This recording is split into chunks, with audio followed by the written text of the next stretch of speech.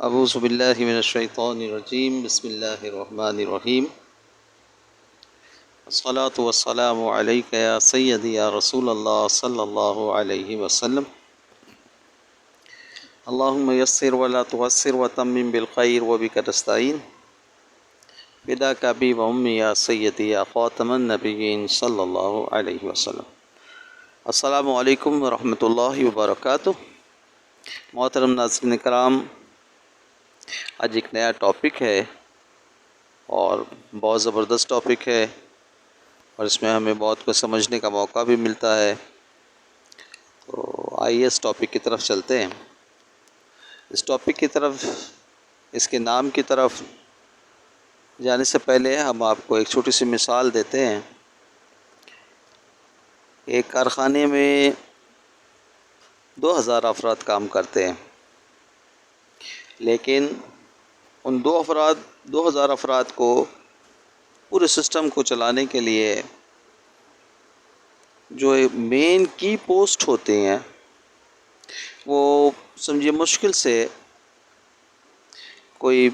20-25 کی پوسٹ ہیں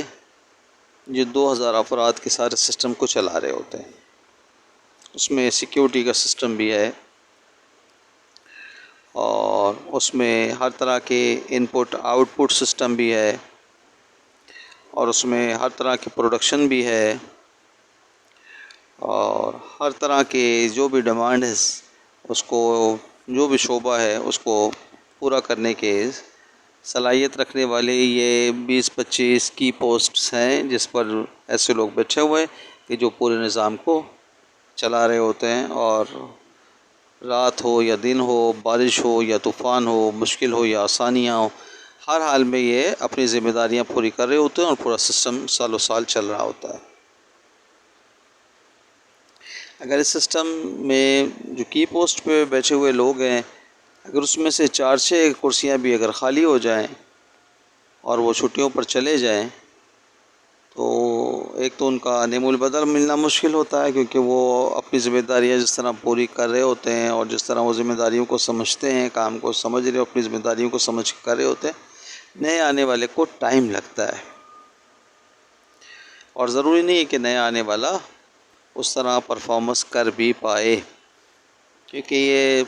جو لوگ بیٹھے ہوئے ہوتے ہیں یہ 20-20 سال کے تجربہ لے کے بیٹھے ہوتے ہیں، تو اپنی ذمہ داریاں پوری کر کے سسٹم کو چلا رہے ہوتے ہیں۔ اسی طرح ہم اپنی باڈی کی طرف آتے ہیں، جو جسے سمجھنے کے لیے ہم نے یہ مثال بیچ میں رکھی ہے۔ ہماری باڈی میں بھی پوری کروڑوں کی تعداد میں سیلز ہیں، اور کروڑوں کی تعداد میں خلیات ہیں، اور سارے سسٹم میں لحمیات کا عمل دخل ہے، وائٹامنس کا عمل دخل ہے، باڈی میں ان پٹ آؤٹ پٹ کا عمل دخل ہے، اور بارش ہو، سردی ہو، گرمی ہو، ریت ریگستان میں آپ رہتے ہوں، سمندر کے قریب، کہیں بھی آپ کے سسٹم کو ہر طرح جو ہے متحرک بھی رکھنا، اس کے سسٹم کو بحال بھی رکھنا، اور اس کے سیکورٹی سسٹم کو بھی بحال رکھنا، یہ ہمارے جسم میں کوئی ایک کروڑوں کی تعداد میں جو خلیے ہیں، اربوں کی تعداد میں جو خلیے ہیں، اتنی کی پوسٹیں نہیں ہیں۔ اتنے جب اربوں کی تعداد میں قدرت نے ایسی کی پوسٹ، یہ سمجھیں کہ آپ اس کو انگلیوں پہ گن سکتے ہیں کہ کوئی 20-25-50 کے قریب ہمارے سسٹم میں ایسی کی پوسٹ ہیں کہ جو پورے سسٹم کو، اربوں خربوں جو سیلز ہیں اس سسٹم کو چلا رہے ہیں، ان پٹ کو بھی، آؤٹ پٹ کو بھی، تمام نظامز کو، نئی پیداوار کو بھی، اور استعمال شدہ چیزوں کے اخراج کو بھی، اور خوشی کو بھی، اور غم کے لمحات کو بھی، خوف کے لمحات کو بھی، ہر ایک چیز کو، چھوٹی عمر کو بھی، جوانی کو بھی، بڑھاپے کو بھی، ہر ایک کو وہ سنبھال رہے ہوتے ہیں۔ جیسے نام اس کا، تو یقیناً نام اس کا جو ہے وہ گلینڈ سسٹم ہے۔ گلینڈ سسٹم جو ہے پوری جسم کے سسٹم کو تقویت پہنچا رہے ہوتے ہیں، مختلف قسم کے ہارمونز کی پرووائڈنگ کر رہے ہوتے ہیں، مختلف قسم کے سیرمز ایسے پیدا کر رہے ہوتے ہیں کہ جو ہماری ساری باڈی کو چلانے کے ذمہ دار ہوتے ہیں۔ ہمارے دیکھنے کا نظام، دیکھنے کے نظام میں آپ دیکھ لیجئے کہ ہمارے دیکھنے کے نظام میں جب ہماری آنکھ میں کوئی ریت یا مٹی کو چلے جائے تو ہم اس کو کیسے نکالیں گے؟ اگر کسی چیز سے نکالنے جاتے ہیں تو آنکھوں کے جو اپنا سامنے کا پردہ ہے اسے نقصان ہو سکتا ہے، اور اگر یہ خود صاف کرنے والا نظام ہوتا تو ہم روزانہ کی بنیاد میں کئی بار صاف کرے ہوتے. جب بھی ہم باہر نکلتے ہیں مٹی سے سامنا ہوتا ہے، جب ہم گاڑی چلا رہے ہوتے ہیں تیز ہوا سے، ذرات سے، مکھیوں سے، ہر چیز سے سامنا ہوتا ہے. تو یہ تو پھر بہت ہی مشکل ہو جاتا جی نا. قدرت نے ہمارے ذمہ نہیں لگایا یہ مشکل کہ آپ پریشانی میں پڑ جائیں. گلینڈ سسٹم کو دے دیا یہ ذمہ، جہاں ہماری آنکھ میں کوئی ریت یا کچھ مضر جو ہے وہ تکلیف دینے والے کوئی عناصر ہماری آنکھ تک پہنچتے ہیں تو فوراً اندر سے نمکیات کا پانی آنا شروع ہو جاتا ہے اور وہ اسے بہا کر لے جاتا ہے، اور ہماری آنکھ جو ہے وہ ایک بار پھر دوبارہ سے صاف ستھری ہو جاتی ہے. اسی طرح ہماری ناک میں کوئی چیز ایسی چلی جائے جو مٹی ہو یا جراثیم ہو، کچھ بھی ایسا، تو ہم آپ دیکھتے ہیں کہ ہمیں چھینک آتی ہے، اور ہم اس پہ الحمدللہ اسی لیے کہتے ہیں کہ اللہ تعالیٰ کا شکر ہے کہ اللہ تعالیٰ نے چھینک کے ذریعے ہمارے جو ہے اس طرح کی تکلیف پہنچنے والی چیز سے ہمیں نجات عطا فرمائی ہے. وہ پہلے چھینک آتی ہے اور ہوا کا ایک زور سے پریشر آتا ہے، اور پھر جو اس میں چھوٹے چھوٹے سے گلینڈس ہیں وہ اپنی نمی کی تراوش چھوڑ دیتے ہیں، اور اس کے بعد جو کچھ اندر رہ جاتا ہے پریشر، ہوا کے پریشر سے، باقی وہ پھر اس لعاب دار جو ہے وہ سیکریشن کے ساتھ مل کے جو ہے وہ یا تو گلے کی طرف اتر جاتا ہے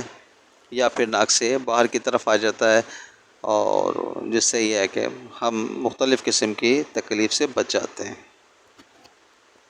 اسی طرح آپ زبان کی طرف آ جائیں. جب ہم منہ میں کوئی روٹی یا کھانا کسی ٹائپ کا بھی ڈالتے ہیں تو وہ تو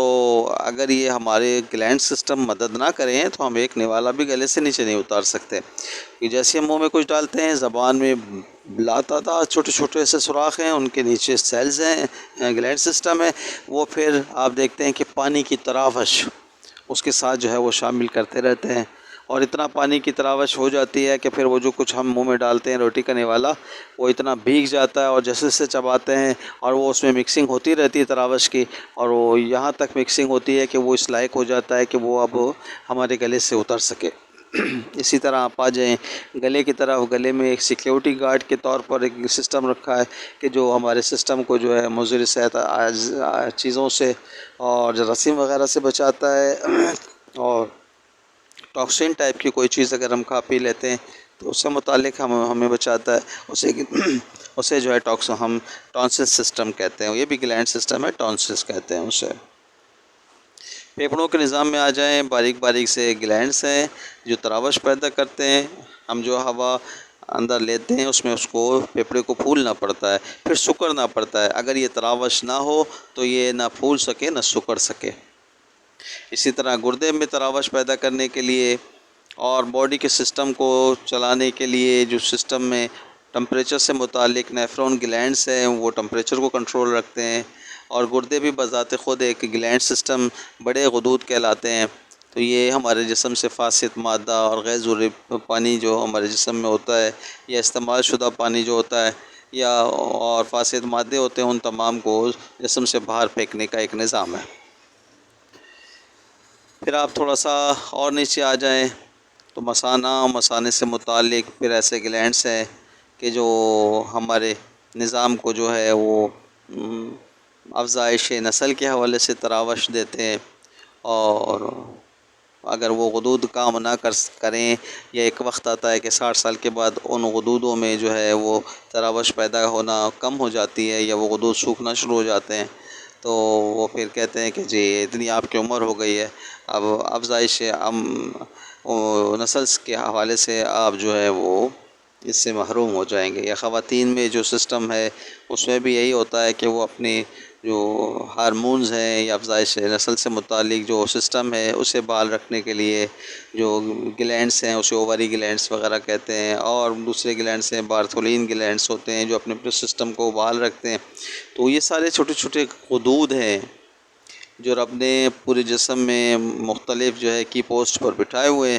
اور وہ اپنا جو ہے کام کرتے ہیں. اور ان چیزوں میں اگر آپ غیر ضروری طور پر چھیڑ چھاڑ نہیں کرتے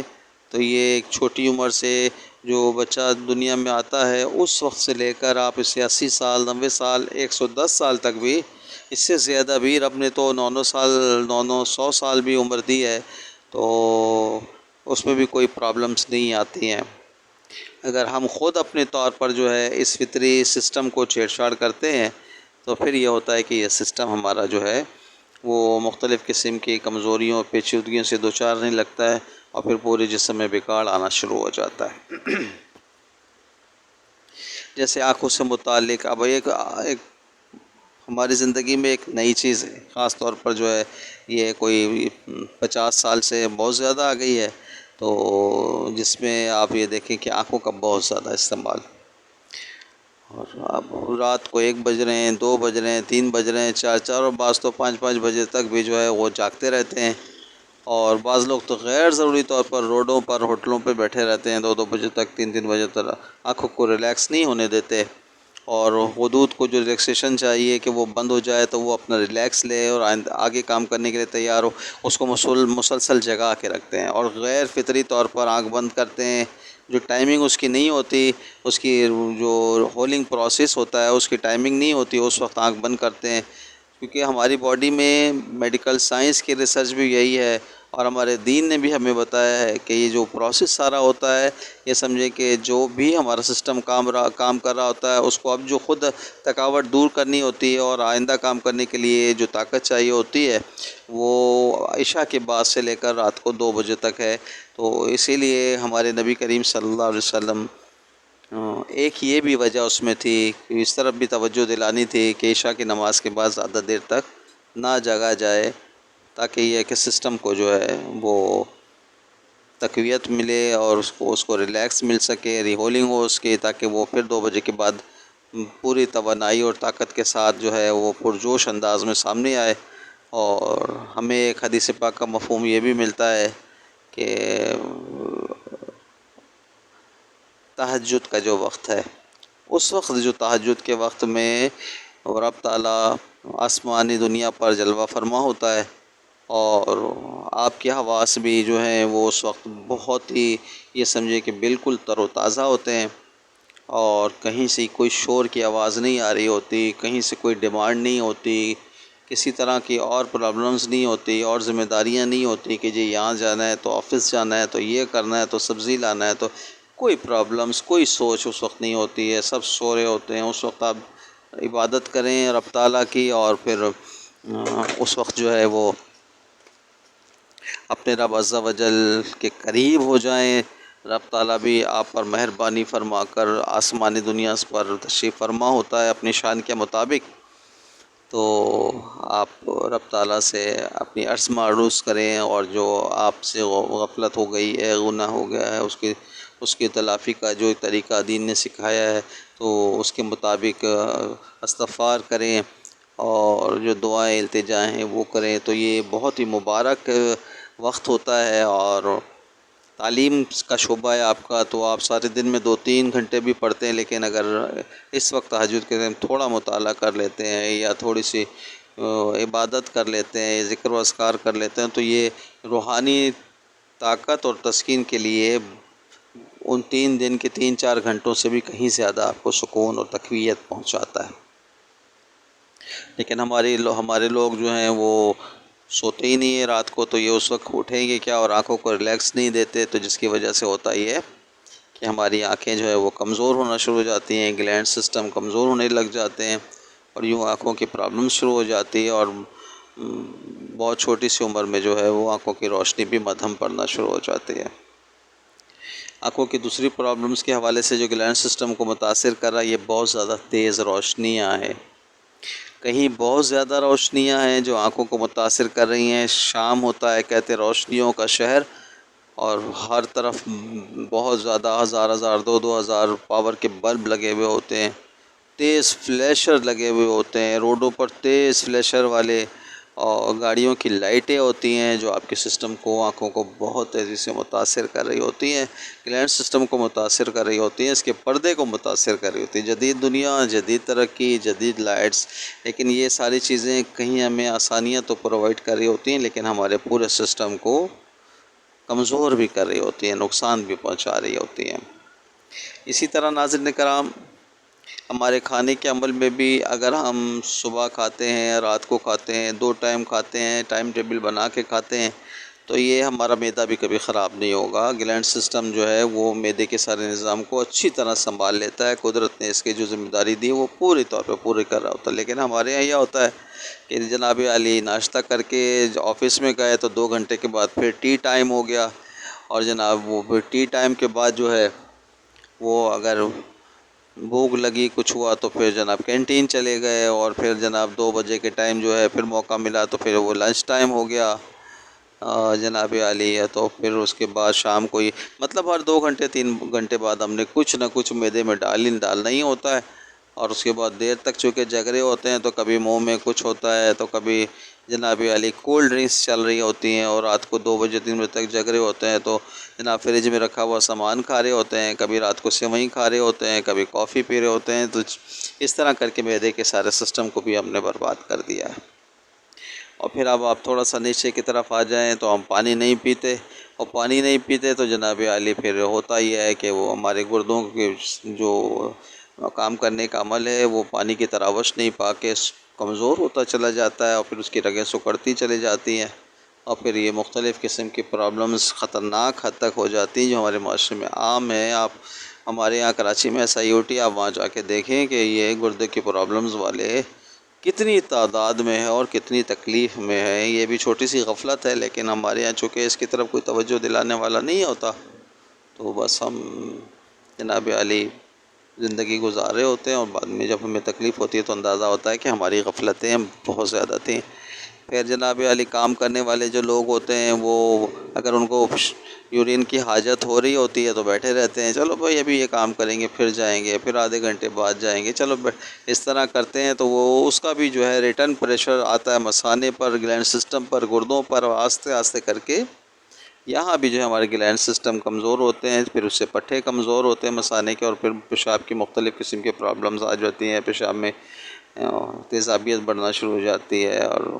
مختلف قسم کی پرابلمز آتی ہیں۔ اور پھر آپ افزائش نسل سے متعلق گلینڈ سسٹم، اسے تو ہم نے کھیل تماشا بنا لیا ہے۔ ہمارے معاشرے میں جو ہے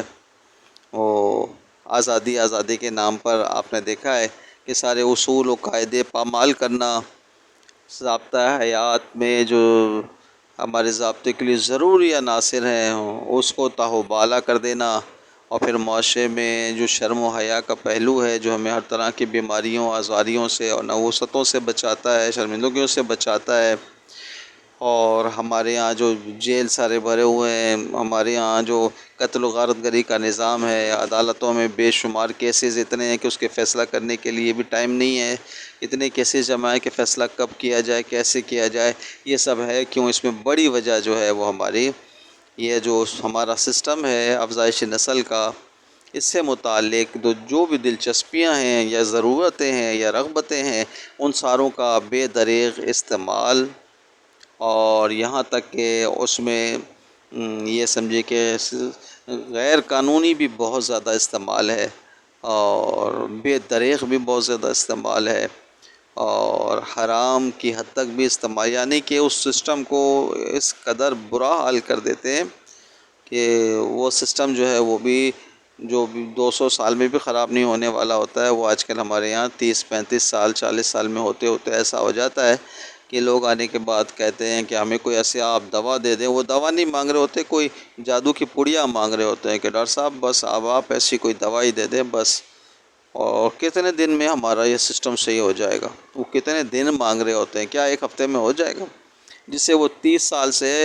اپنی بد نظمی کی وجہ سے اور اپنی اس بد سلوکی کی وجہ سے اور بد تہذیبی کی وجہ سے وہ اسے کچل رہے تھے، اب آ جاتے ہیں نیک و صاف بن کے کہ جی وہ ڈاکٹر صاحب ہمیں نماز پڑھنا ہوتا ہے اور پیشاب کے قطرے نہیں رک رہے ہوتے، اور چکناہٹ آ رہی ہوتی ہے، اور یہ ہوتا ہے اور وہ ہوتا ہے، آپ بس 1 ہفتے میں صحیح کر دیں گے۔ تو اب بتائیے ایسے لوگوں کو جو اتنے ننو پاپا بن کے آ جاتے ہیں، اب ہم انہیں کیا جواب دیں؟ بس ہم ان سے کہتے ہیں کہ بھائی آپ کھائیں، آپ کے انشاءاللہ آپ کو 1 ہفتے میں ہی فرق محسوس ہو جائے گا۔ ناظرین کرام، گلینڈ سسٹم بہت امپورٹنٹ ہے، اور ہماری باڈی میں ایسی تراوٹ بھی پیدا کرتے ہیں جو ہمیں خوش رہنے پر جس کا تعاون ہے، اور ہمارے اعصابی نظام کو مضبوط رکھنے کا بھی اس کا ایک عمل دخل ہے۔ تو آپ یہ ہے کہ دیکھیں وہ گلینڈ سسٹم میں ایک دم کوئی بری خبر آتی ہے تو آپ دیکھتے ہیں کہ ایک دم خشکی سی آ جاتی ہے، کھنچاؤ آ جاتا ہے، جس کی وجہ سے ہوتا یہ کہ مرحلق بالکل زبان ہماری خشک ہو جاتی ہے، آنکھیں ہماری ایک دم خشک ہونے لگتی ہیں، اور ایسے بری خبر سننے کے بعد جو ہے وہ ہمارے سسٹم میں کھنچاؤ ہو جاتا ہے، اور بعض لوگ اس سے بے ہوش بھی ہو جاتے ہیں، بعض لوگوں کو دل کا اٹیک بھی ہو جاتا ہے، نسوں میں کھنچاؤ ہوا، دل کا خون جو ہے پریشر اس کا رک گیا، تو یہ گلینڈ سسٹم بھی اسے کنٹرول کر رہے ہوتے ہیں، اور اسی سے خوشی کے موقع پر جو ہے وہ جب آپ بہت زیادہ آپ کا ذہن خوش ہوتا ہے یا خوشی کے لمحات گزارے ہوتے ہیں، اس وقت بھی سارا سیٹلمنٹ جو ہے نا وہ گلینڈ سسٹم بھی آپ کو پرووائڈ کر رہا ہوتا ہے۔ تو اس سسٹم کو بچانے کا ایک یہی طریقہ ہے کہ ہم فطرت کے بنائے ہوئے قانون کے مطابق جو ہے وہ اپنی زندگی کو سنوارنا شروع کریں، اور کس طرح تعلیمات دین ہمیں سکھاتی ہے کہ ہمیں کس طرح کھانا ہے، کتنے وقت کھانا ہے، کس وقت سونا ہے، کن چیزوں پر نظر ڈالنی ہے، کن چیزوں پر نظر نہیں ڈالنی ہے، یہ سارا کوئی مشکل معاملہ نہیں ہے۔ اگر آپ نے 2 مہینے بھی لگ کے محنت کی اور کسی عالم دین سے آپ نے یہ ساری چیزیں سیکھنے کے لیے کہا تو انشاءاللہ ایک 2 مہینے بھی بہت بڑی بات ہوتی ہے، وہ آپ کو سب کچھ بتا دیں گے کہ ہمارے یہاں اسلام نے کوئی بہت لمبا چوڑا نہیں ہے کہ آپ کو 20 سال کا کوئی کورس کرنا پڑے گا، اور 2 مہینے میں بہت ہوتے ہیں، وہ آپ کو بتا دیں گے کہ یہ چیزیں